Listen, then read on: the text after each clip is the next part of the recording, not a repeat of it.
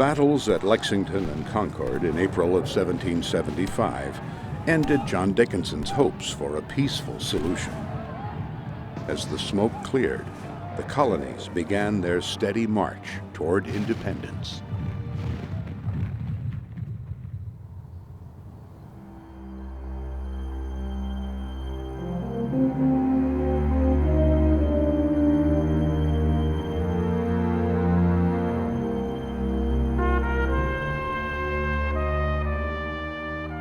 When we get into the spring of 1776, really the only thing that is stopping the Congress from declaring independence is Pennsylvania. And Dickinson was the one writing the instructions to the delegates. And in his instructions, he always said, you are not to do anything but vote for reconciliation, not revolution, not separation, nothing like that. And so really, it all came down to John Dickinson as to whether the country would actually unite and declare independence. So John Adams suggested that those colonies who were resisting independence, their governments ought to be replaced. So basically, he orchestrated, along with Congress, a coup d'etat of the Pennsylvania Assembly. And after that, John Dickinson saw where things were going, so he rewrote the instructions to the Pennsylvania delegates about how they could vote on independence. And what he did was very interesting. He did not tell them to vote for independence. He told them to vote their consciences.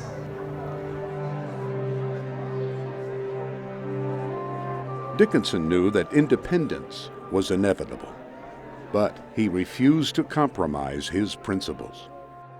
He publicly declared, "I know that the tide of passions and prejudices of the people at large is strongly in favor of independence. I know, too, that I have acquired a character and some popularity with them, both of which I shall risk by opposing this favorite measure.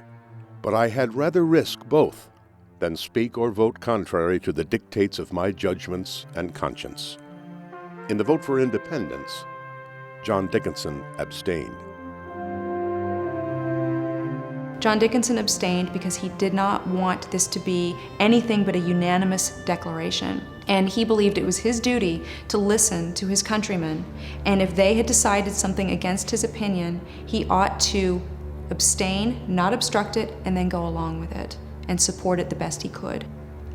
Dickinson had a lot to lose from independence, and he said, but that doesn't matter. We can lose our houses, they're only bricks. We can lose all the hair on our heads, it will grow back. What we can't lose are our rights, and so we have to fight for those.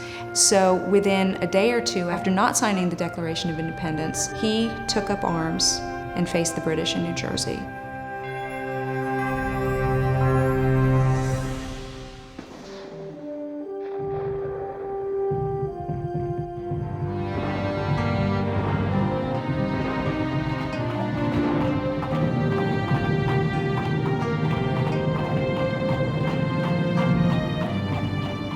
He was the one who founded the 1st Battalion of Philadelphia and was a colonel of it.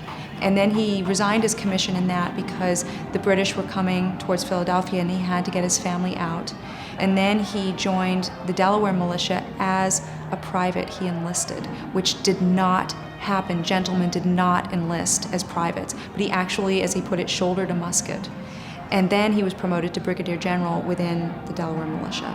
So he saw service in 3 capacities, and very few, only a fraction of congressmen actually joined the military.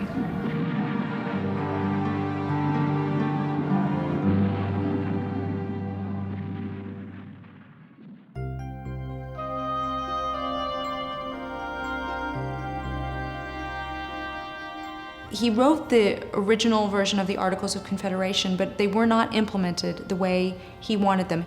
And there was a period of time where we had no constitution. During this time, both Dickinson and Quakers in Philadelphia were persecuted. Because he had resisted the Declaration, and because he resigned his commission to protect his family, Dickinson had 10,000 pounds of his property stolen. He had charges levied against him. He was slandered and libel, and Tories were looting this plantation. And while this was happening, the British were burning his house in Philadelphia because they believed, as John Adams said, that he was the ruler of America. And so he got it from both sides. Dickinson held fast to his convictions and fell into great disfavor. For a short time, he and his family sought the serenity of his Delaware plantation. Here at Home Place, where slaves had first been inherited from his father Samuel, slave labor had been used by both the tenants and the Dickinson family to do agricultural work and to help maintain the property. Although Dickinson's abhorrence to beating and other mistreatment of slaves was well documented, they were nonetheless human beings held in bondage. Some chose to run away. Others remained with the family throughout their lifetimes. In 1776, the Quakers in Philadelphia decreed that holding human beings in bondage was an unacceptable practice, and that all Quakers should free their slaves. Dickinson did just that in 1777, when he conditionally manumitted his slaves, unconditionally freeing all who remained 9 years later. Whereas I desire to prevent a continuance of slavery, know ye that I do hereby manumit, set free, and discharge from all further servitude these black men, Augustus, Joseph, Pompey, Toby, Abraham, Nathan, Isaac, William, Nicholas, Richard, Caesar, Jimmy. His military service made John popular with the people of Delaware, who returned him to his political career by electing him to the Executive Council in 1781, and then President of Delaware that same year. When the Constitutional Convention met in 1787, Dickinson attended as a delegate from Delaware and ably defended the interests of his home state. When the larger states tried to gain power by proposing representation based solely on population, Dickinson told James Madison, "Delaware would sooner submit to a foreign rule than be deprived in both branches of an equity of suffrage and thereby be thrown under the dominion of larger states." John Dickinson fully supported and signed the Constitution, and may have been the primary influence in encouraging Delaware to be the first to ratify this important document on December 7, 1787. Shortly after Delaware's ratification, the revolutionary penman wrote a series of letters that appeared in the newspapers. Signed Fabius, they are credited with garnering public support for adopting the Constitution. He was writing to the ordinary person. He thought it was very important that everybody who was going to live in this country understand what was going on and should have a say in what was going on. And so he wrote to the honest-hearted, ordinary Americans in language that they could understand. And so he wrote this series of letters that George Washington said he thought were very well done. And he did it anonymously, as he did with the farmers' letters, and it took people a longer time to figure out that it was Dickinson who wrote them. And then he went more or less into retirement.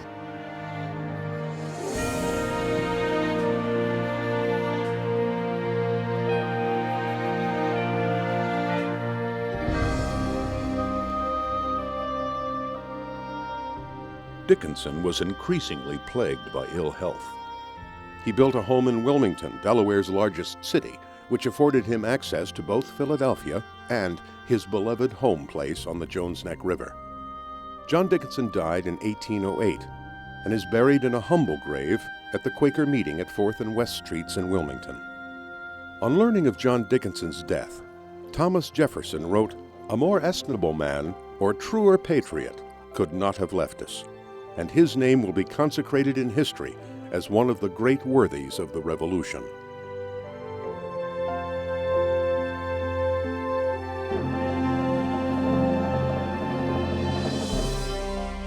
The impact of John Dickinson's ideas and scholarship is still being explored. Now, fully restored, Home Place offers a living history and a glimpse into the complex life of one of America's most significant founders, John Dickinson.